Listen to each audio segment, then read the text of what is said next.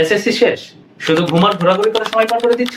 তাহলে আজকের এই ভিডিওটা শুধু তোমার জন্য। চল আজকে আমরা একটা বাস্তবধর্মী গল্প দিয়ে শুরু করি। সালটা 2022।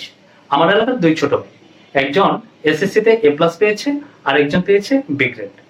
যে এসএসসি তে এ প্লাস পেয়েছে সে ভাবলো আমি তো অনেক মেধাবী, আমার সবকিছু এমনিতেই হয়ে যাবে। আর বি গ্রেড পাওয়া ছেলেটি ভাবলো আমি তো আসলে অত মেধাবী নই, আমাকে আমার সঠিক পথটা এখনই বেছে নিতে হবে। ঠিক 3 বছর পর এ প্লাস পাওয়া ছেলেটি এখনো দিশাহারা, লক্ষ্যহীন। আর বি গ্রেড পাওয়া ছেলেটি এখন নিজের পায়ে দাঁড়িয়ে স্বাবলম্বী। আমার যতদূর মনে পড়ে 2025 সালের মার্চ কিংবা এপ্রিলের দিকে প্রথম আলোতে একটা রিপোর্ট হয়েছিল এই বি গ্রেড পাওয়া ছেলেটিকে নিয়ে, যে এসএসসি এর পর ফ্রিল্যান্সিং করে মাসে আয় 3 লক্ষ টাকা। তাহলে বুঝতে পেরেছ পার্থক্যটা কোথায়? পার্থক্যটা হচ্ছে কিন্তু রেজাল্টে না, পার্থক্যটা হচ্ছে সঠিক সিদ্ধান্তে।